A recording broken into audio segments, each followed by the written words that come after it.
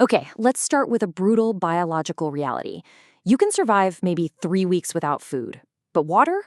You've got just 3 days. 3 days. That is the absolute hard limit of human endurance before your body just starts shutting down. Now, I want you to imagine you're the person whose literal job is making sure the clock on those 3 days never starts. 400 million. That's not just a big number. That is roughly 30% of China. And as an urban planner, that's the immense population depending entirely, and I mean entirely, on the Yangtze River Basin for their daily survival. We aren't talking about a couple of isolated towns here. We are talking about 400 million human beings relying on a single, continuous source for literally every drop they consume. Welcome to The Explainer. Today we're going to unpack this massive infrastructure vulnerability, but we're doing it through a very specific, high-stakes lens. We are going to analyze this from your perspective as an urban city planner watching your systems completely fail. You're sitting in the control room of a megacity, and the one resource your entire grid depends on suddenly turns lethal. So, what do? Here is the agenda for today's explainer. 1. The Yangtze dependency. 2. The contamination pulse dilemma. 3. Treatment plant limitations. 4. The backup supply failure. And 5.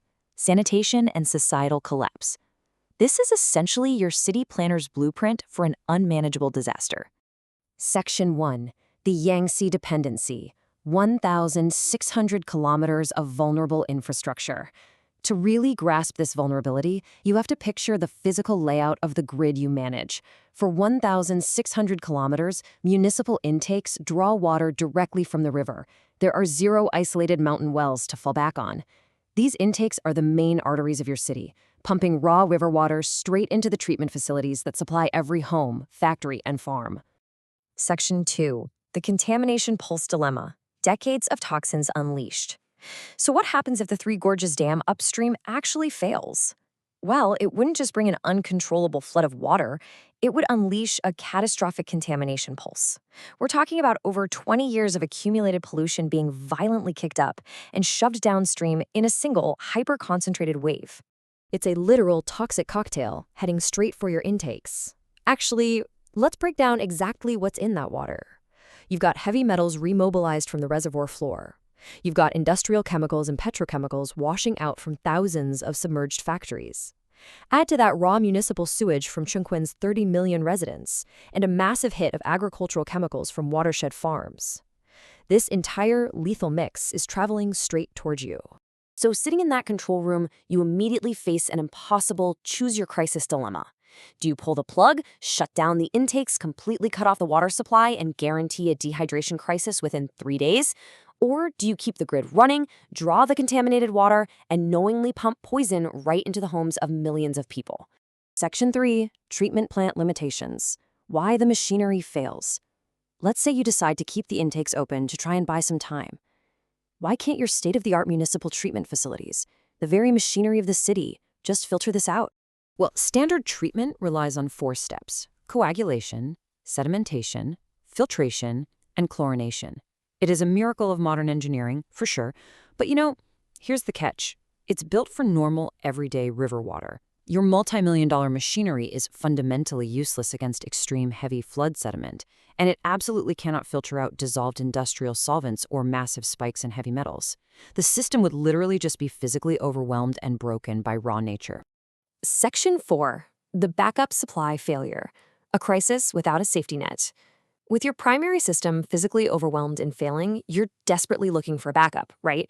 And this is where the sheer scale of the Yangtze Basin turns a localized emergency into an absolute catastrophe. You can't just wait it out. The timeline of this disaster is brutal. Days to weeks in, the initial violent flood pulse passes the cities. But then, for months, the river returns to normal flow and continuously remobilizes all that contaminated sediment.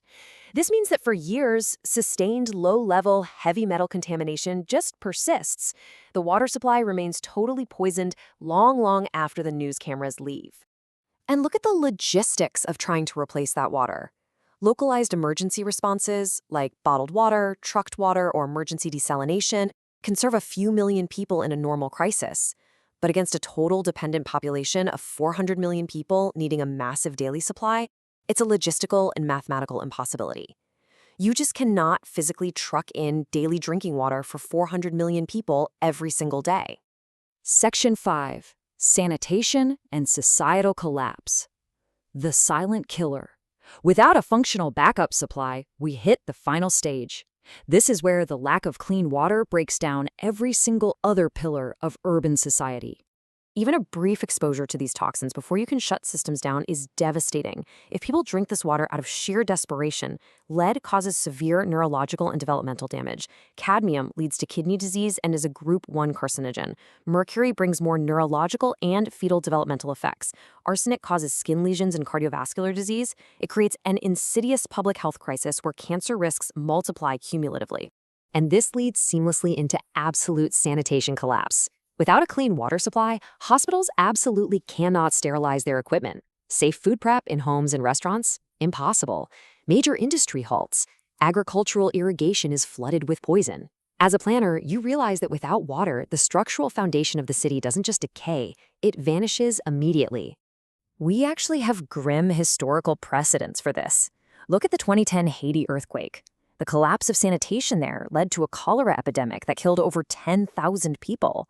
But when you map that onto the Three Gorges scenario, the contamination is far more extensive, the population is vastly larger, and the duration so much longer. The flood itself is dramatic, sure, but the invisible accumulation of heavy metals in every cup of water, every cooked meal, and every hospital IV line, that is the true silent killer. One of our sources captures this grim reality perfectly, stating, that's not a disaster scenario. That's an extinction-level threat to the social fabric of Central and Eastern China. To wrap up this explainer, I want to leave you with this final thought.